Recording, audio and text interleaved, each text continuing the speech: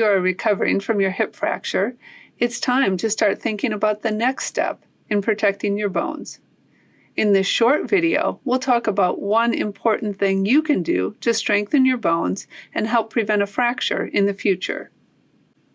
Because of the way your hip fracture happened, you have a clinical diagnosis of osteoporosis.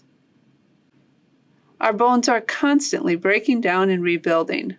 With osteoporosis, bones break down faster than they can rebuild.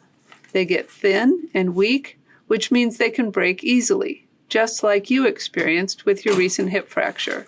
Without treatment, osteoporosis may get worse and increase the risk you will fracture another bone.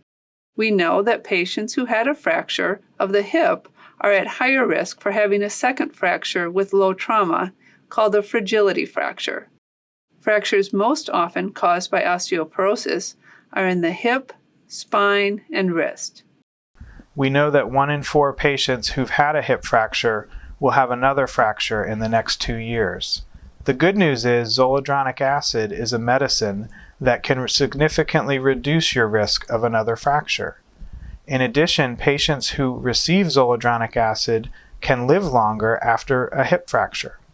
We are so glad that you are considering this important step to help improve your bone health. To help treat osteoporosis and strengthen your bones, your orthopedic surgeon has recommended a once-yearly intravenous or IV infusion given in one of our outpatient infusion clinics.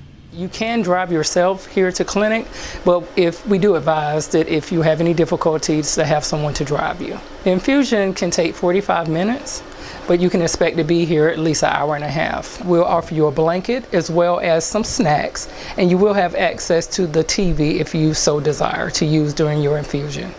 The most common side effect is flu-like symptoms that can last up to 48 hours.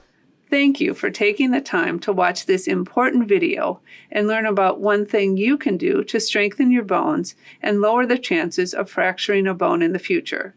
Please contact your medical team if you have any questions.